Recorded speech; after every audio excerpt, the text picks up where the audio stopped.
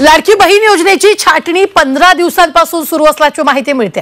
राज्य आणि जिल्हा पातळीवर पडताळणी सुरू आहे। आतापर्यंत 5 लाखांपेक्षा जास्त महिलांनी नियमांची पायमल्ली केल्याचं पडताळणीतून समोर आलेलं आहे। मार्चपर्यंत सर्व अर्जांची पडताळणी पूर्ण होण्याची शक्यता आहे। तर दिवसेंदिवस आकडेवारी बदलत असल्यानं मार्च महिन्यात छाननी पूर्ण झाल्यानंतर विभागाच्या हाती मोठा आकडा लागण्याची शक्यता आहे।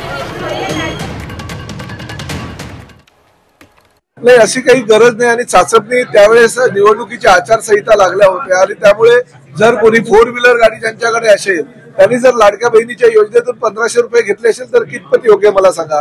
परंतु कालच आमच्या त्या खात्याच्या तटकरेताईंनी असं सांगितलेलं आहे की अनेक काही लाडक्या बहिणींनी असं सांगितलंय की नाही, आमची चुकी झाली, आम्ही 2-2 फॉर्म भरले होते, 2-2 ठिकाणावर आम्हाला पैसे येत आहेत, त्यामुळे आम्ही ते पैसे सुद्धा परत करायला तयार आहोत। ते योजनेमधनं आम्ही जो चुकीच्या पद्धतीने लाभ घेतोय तो सुद्धा शासनाला द्यायला तयार आहोत। त्यामुळे काही लोकांना, काही लाडक्या बहिणींना आपल्या चुकीची सुधारण्याची जर संधी उपलब्ध होत असेल तर त्या चुकीचं काय।